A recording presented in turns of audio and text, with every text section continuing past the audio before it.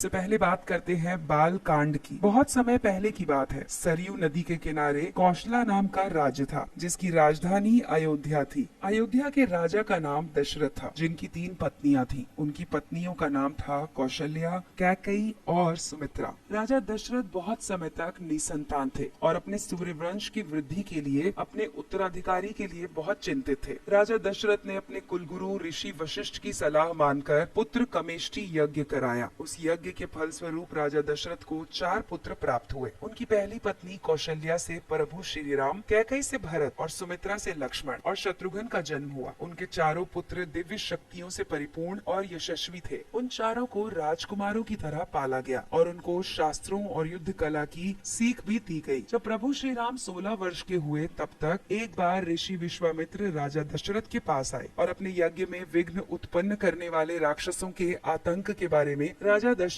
को बताया। ऋषि विश्वामित्र की बात सुनकर राजा दशरथ उनकी सहायता करने के लिए तैयार हो गए। ऋषि विश्वामित्र ने इस कार्य के लिए राम और लक्ष्मण का चयन किया। राम और लक्ष्मण ऋषि विश्वामित्र के साथ उनके आश्रम गए। उनके यज्ञ में विघ्न डालने वाले राक्षसों का नाश किया। इससे ऋषि विश्वामित्र प्रसन्न होकर राम और लक्ष्मण को अनेक दिव्यास्त्र प्रदान करते हैं, जिनसे आगे चलकर प्रभु श्री राम और लक्ष्मण अनेक दानवों का नाश करते हैं। दूसरी तरफ मिथिला नरेश थे, जो कि निसंतान थे। संतान प्राप्ति के लिए वो बहुत चिंतित थे। उन्हें गहरे कुंड में एक बच्ची मिली। तब राजा जनक की खुशी का ठिकाना न रहा। राजा जनक उस बच्ची को भगवान का वरदान मानकर अपने महल में ले गए। उन्होंने उसका नाम सीता रखा। राजा जनक अपनी पुत्री सीता को बहुत अधिक प्रेम करते थे। सीता धीरे धीरे बड़ी हुई। सीता गुण और अद्वितीय सुंदरता से परिपूर्ण थी। जब सीता विवाह योग्य हुई, तब राजा जनक अपनी प्रिय पुत्री सीता के लिए उनका स्वयंवर करने लगे। राजा जनक ने सीता के स्वयंवर में शिव का धनुष उठाने का और उस पर प्रत्यंचा चढ़ाने की शर्त रखी।